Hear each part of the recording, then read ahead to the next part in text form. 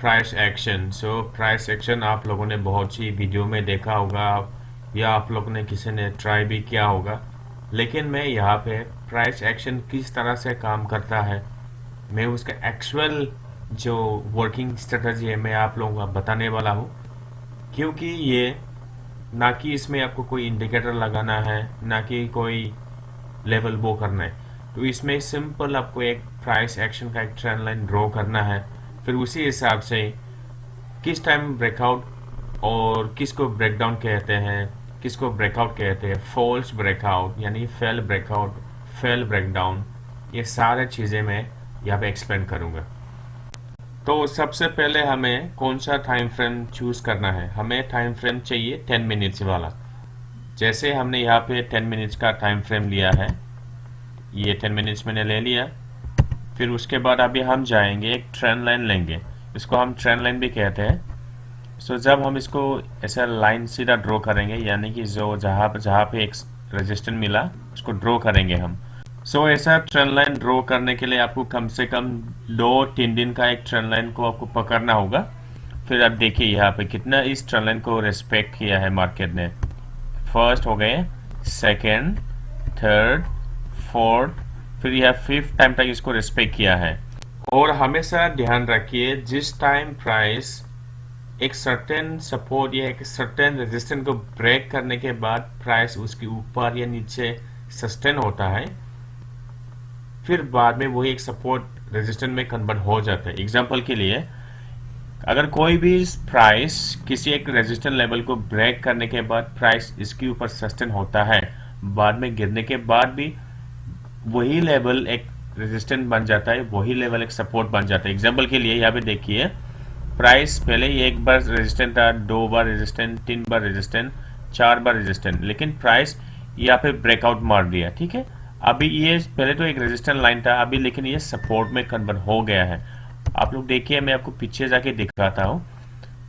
ये देखिए, जैसे प्राइस ने इसको ब्रेकआउट मारा है और प्राइस इसके ऊपर सस्टेन हुआ। ठीक है, यहाँ पे प्राइस सस्टेन हुआ है और देखिए ऊपर गया था, फिर नीचे लाया चला लोग, लेकिन यही सपोर्ट बन गया। पहले तो क्या था, प्राइस इसको टच करते ही गिरता था, लेकिन अभी इसको टच करते ही ऊपर जा रहे। देखिए यहाँ पे टच किया, फिर इसमें होल्ड किया, यानी कि यहाँ से फिर धीरे धीरे ऊपर जाएगा। और हमें कभी भी एग्रेसिवली सेल नहीं करना है। मान लो प्राइस ऊपर जा रहा है और आपने देखा वहाँ पे एक रेजिस्टेंट एरिया है, लेकिन आपने अंधाधुंध यहाँ से तो नीचे जाएगा बोल के एग्रेसिवली सेल करना, ये सही बात नहीं है, क्योंकि हो सकता है वो इस पर इसको ब्रेकआउट कर दे दे। ठीक है, इसलिए हमें वेट करना होता है। हम वेट करेंगे प्रॉपरली। इस लेवल को टच करने के बाद एक वॉल्यूम के साथ ऐसा एक रेड कैंडल देखने को मिलेगा। फिर सेकंड भी देखा आपने, सेकंड कैंडल भी, मान लो एग्जांपल के लिए सेकंड को भी मिलता है और भी ज़्यादा कंफर्मेशन मिलता है हमें। फिर देखिए यहाँ पे भी फिर कोशिश किया, फिर यहाँ पे रेड कैंडल बनाया, फिर उसी हिसाब से हमें कंफर्मेशन आ जाता है कि प्राइस इसको अभी रिजेक्ट कर रहा है। इन द सेम वे फिर यहाँ से आने के बाद ऊपर गया है, फिर यहाँ से तो अच्छा खासा गया था वॉल्यूम के साथ, लेकिन यहाँ पे देखिए वहाँ जाते ही वॉल्यूम कमजोर हो गया। फिर एक रेड कैंडल देखने को मिला हमें, फिर डाउन डाउन डाउन। सेम आप यहाँ पे देखिए, पहले एक प्राइस इसको रेजिस्टेंट था ये, ठीक है, यानी इसको छूते ही प्राइस गिरता था, लेकिन ये एक बार इसको ब्रेकआउट दे दिया विद वॉल्यूम के साथ इसको ब्रेकआउट मारा, प्राइस देखिए सस्टेन हो गया।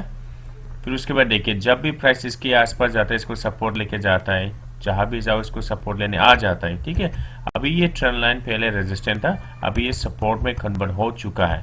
तो आपके मन में एक सवाल आया होगा कि ये ट्रेंड लाइन को कैसे ड्रॉ करें। देखिए, कम से कम आपको 3-4 बार कम से कम एक सपोर्ट इस लेवल को टच करके सपोर्ट लेते हुए होना चाहिए, एटलीस्ट 3 दिन का। और 3 दिन में मान लो 3-4 बार कम से कम एक सपोर्ट उसको रिस्पेक्ट करना चाहिए प्राइस। आपको सिंपल एक ट्रेंड लाइन लेना है।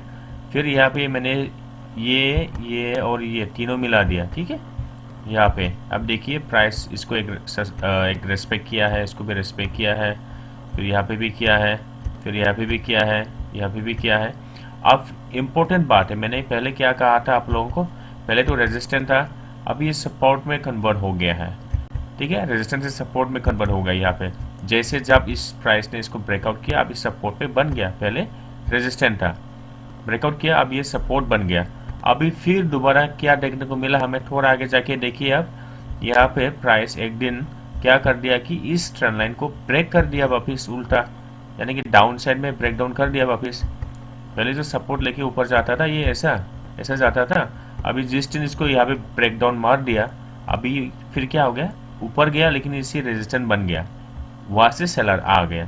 तो ये है प्राइस एंड एक्शन का एक स्ट्रेटजी होता है। आप लोग को कोई रॉकेट साइंस नहीं दिया है, सिंपल है, चीज़ों को सिंपल समझना होगा आप लोगों को, तभी ट्रेडिंग आसान होगा। और अभी हम देखते हैं कि proper breakout, proper breakdown, false breakout कैसे होता है, इसके बारे में हम जानते हैं। आइए